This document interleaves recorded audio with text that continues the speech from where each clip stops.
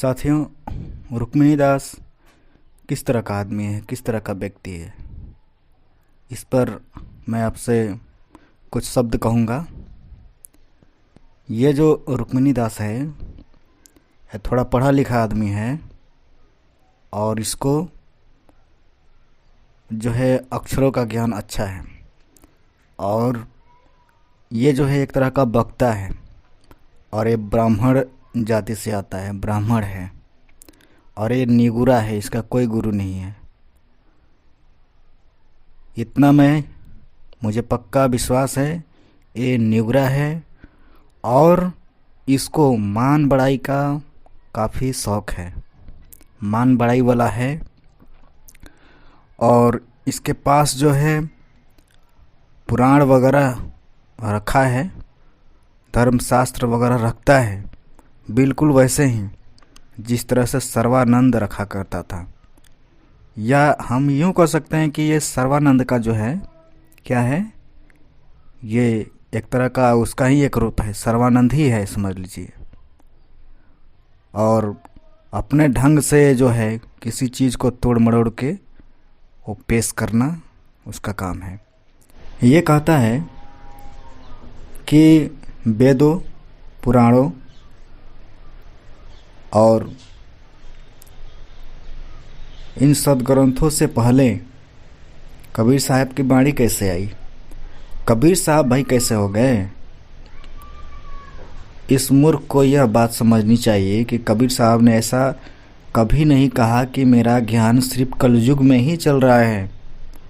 उन्होंने हमेशा कहा है कि कलयुग में मैं सत सुकृत नाम से आया, द्वापर में मैं करुणामय नाम से आया, त्रेता में मैं मुनींद्र नाम से आया और कलयुग में मैं कबीर नाम से आया। तो तुम ये कैसे कह सकते हो कि यह कबीर पंथ सिर्फ आज का ही पंथ है, आज से 6 वर्ष पहले का पंथ है।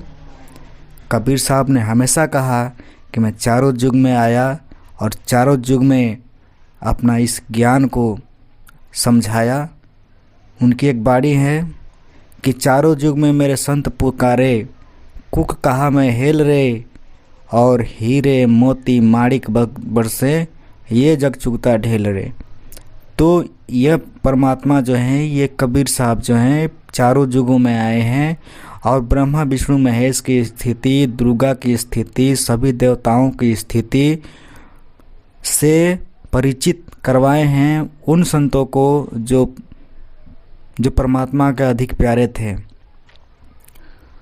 और उसी बात को इस कलयुग में लिखवाए हैं कि मैं सतयुग में भी आया था, धर्मदास जी के माध्यम से लिखवाए कबीर सागर में कि मैं धर्मदास में सतयुग में आया था। और सुन, मैं गरुड़ से मिला, मैं हनुमान जी से मिला, मैं ब्रह्मा जी से मिला, मैं फलाने ठिकाने, जितने भी चीज़ हैं वो सभी कबीर सागर में लिखा हुआ है। और ये सृष्टि जब बनी तो फिर किस प्रकार बनी और कौन कौन सी लीलाएं हुई, कौन कौन सी घटना हुआ, उन सब का वर्णन उसमें लिखा हुआ है।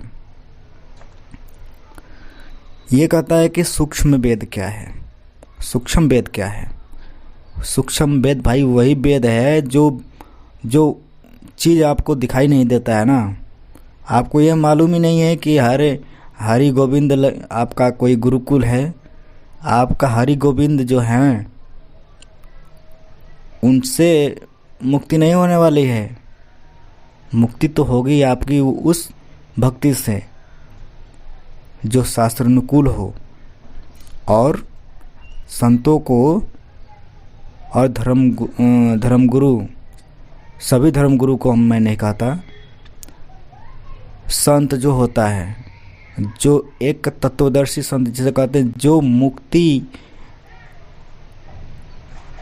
का राह बताता है, जो इस नश्वर शरीर से मुक्ति होने का रास्ता बताता है, वह कोई साधारण चीज़ नहीं है। वह इन संत ग्रंथों से भी उठकर है, जो इन सतग्रंथों का सारा नॉलेज रखता है। तो वह संत अगर ऐसा है तो कोई साधारण पुरुष नहीं है, वह महापुरुष है। उसको हमें दंडवत करनी चाहिए। इसका तो प्रमाण गीता भी दे रहा है और वेद भी दे रहा है। रुक्मिणी माधव दास, तुम जो है मान बढ़ाई के लिए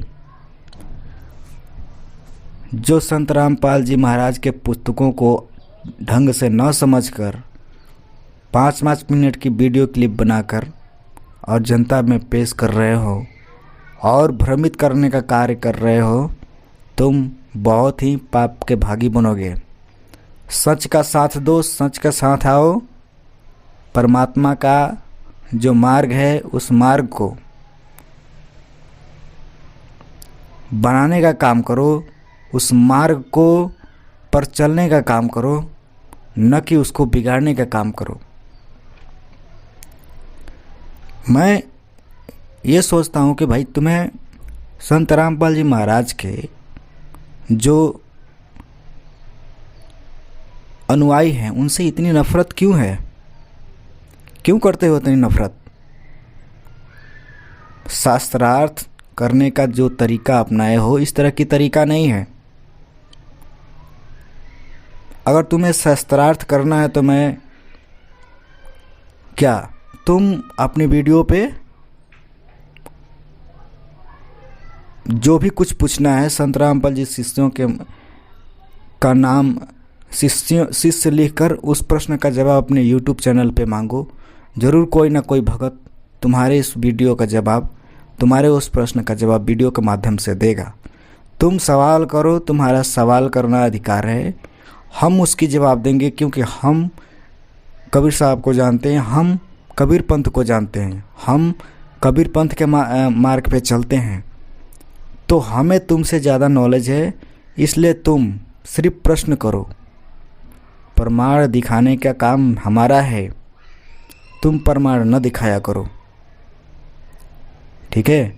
प्रमाण हम दिखाएंगे, हम जो कहते हैं उसकी प्रमाण दिखाएंगे। तुम्हें वेदों का रहस्य बताएंगे, तुम्हें पुराणों का रहस्य बताएंगे, तुम्हें अन्य धर्मों के उत्पत्ति का रहस्य बताएंगे, अन्य धर्मों के ग्रंथों का रहस्य बताएंगे। संत रामपाल जी महाराज का ज्ञान क्या है उसके बारे में बताएंगे, लेकिन थोड़ा धीरज रखो। रुक्मिणी माधव दास, तुम बोलते तो अच्छे हो, तुम्हारी आवाज़ अच्छी है, तुम जवान हो, बोलने की कला है तुझमें, मैं मानता हूँ। सब में नहीं है, तुम में है। इस कला का दुरुपयोग कर लोगों को भ्रमित मत करो, सच बताओ और उस कला को, उस बुद्धि को, उस वचन को सच पर लगाओ और सच के मार्ग में आकर अपने कर्मों को बनाओ। मैं ये तुमसे यही कहूँगा।